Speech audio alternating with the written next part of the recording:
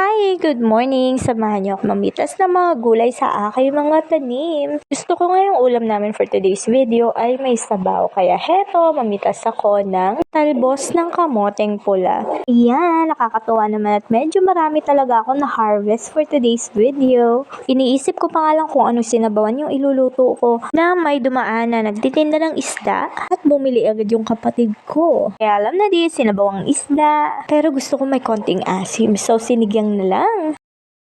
Bumawas din ako ng dahon ng mustasa.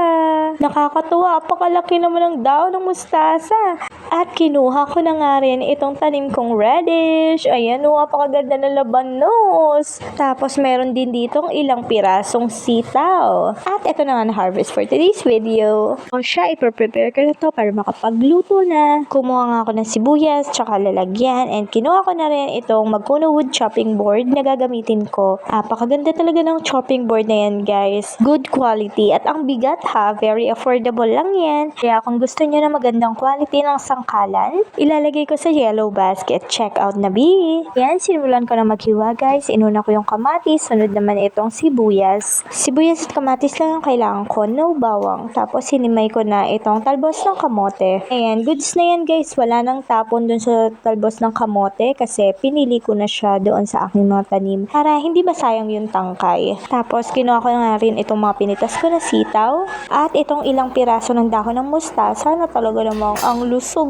be. Hiniwa ko lang siya sa gitna kasi ang laki naman talaga ng dahon. Uy, sunod ko naman na hiniwa itong mga sitaw. Uy, nakakatuwa naman talaga pag may tanim. Next naman ay itong labanos.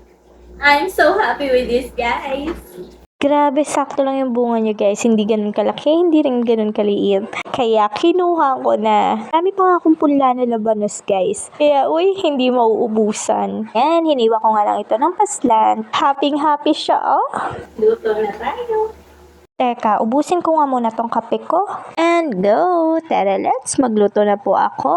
Yan, hugasan muna mabuti. Tapos yung isda nga pala nalinis ko na and frinay ko muna. Matapos ko nga iprito dito sa malinis na kawali, naglagay na ako ng tubig. Tapos ilalagay ko yung sibuyas at yung kamatis. Pakukuluan ko lang yan, guys. At nang kumukulo na ito ay ilalagay ko na itong radish or labanos. Pagkatapos ay ilalagyan ko na ito ng pampaasin na nor sinigang mix sa sulfa.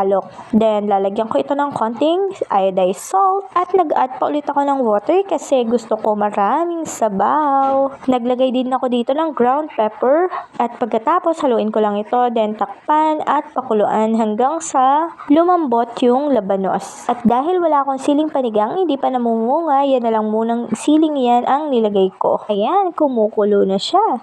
Check ko lang kung malambot na. At dahil luto na nga yung labanos, ilalagay ko na itong isda. Eto nga, prinito ko muna siya, guys.